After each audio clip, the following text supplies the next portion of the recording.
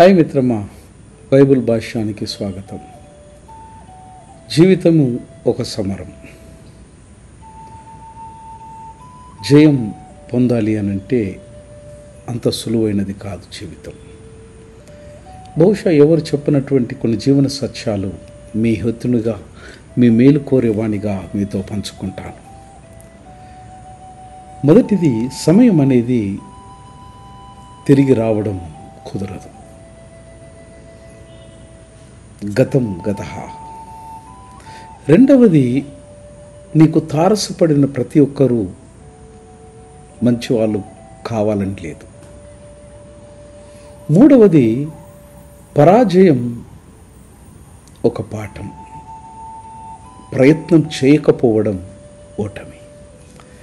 4, నీకు నచ్చిన పని మాత్రమే చేయి. ఒకరి ఒత్తిడిలో పనిచేస్తే విజయం సాధించలేవు.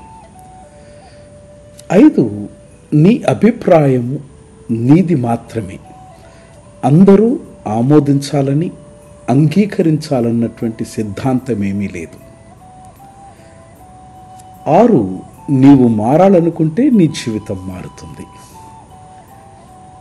7, పోటీ నీకు నీతోనే ఉండాలి, మరొకరితో పోటీ అనవసరం. 8, నీ విజయాన్ని చూసి ఈర్ష్యపడేవారు అనేకులుంటారు. అందరూ సంతోషించాలన్న సిద్ధాంతము లేదు. 9, పని అంటే చెప్పేది కాదు, స్వతహాగా చేసి చూపించాలి. 10, అవకాశాలు నీకు ఎవ్వరు ఇవ్వరు, సృష్టించుకోవాలి, వచ్చిన దాన్ని అందిపుచ్చుకోవాలి. 11, మిత్రమా, నీ భవిష్యత్తు కేవలము నీ చేతుల్లో మాత్రమే ఉంది. 12, అనుభవాన్ని మించినటువంటి గురువు ఆకాశం కింద మరొకరు లేరు. ఇంతటి అనిశ్చిత స్థితిలో శాశ్వతంగా, నిశ్చయంగా నీతో ఉండి, నిన్ను ప్రేమించి, నీ మేలును కాంక్షించి, సదా నీ యొక్క అభివృద్ధిని కోరుకునేటువంటి వారు పరిశుద్ధ గ్రంథమైన బైబిల్లో సెలవివ్వబడినట్టుగా దేవుడు నీ మంచిని కోరుకుంటాడని బైబిల్ సెలవిస్తూ ఉంది.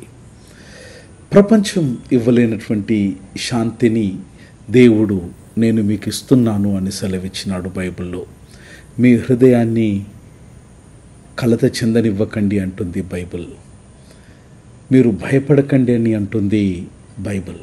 కారణం ఏంటంటే, భగవంతుడైన దేవదేవుడైన యేసుక్రీస్తు లోకమంతా విడిచిపెట్టిన ఆయన నిన్ను ఎన్నటికీ విడవకుండా ప్రేమిస్తాను అని మాట ఇస్తున్నాడు.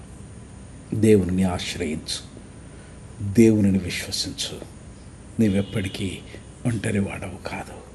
దేవుడు నీ వెంట, నీ వెన్నంట ఉన్నటువంటి దేవుడు ఆయన. God bless.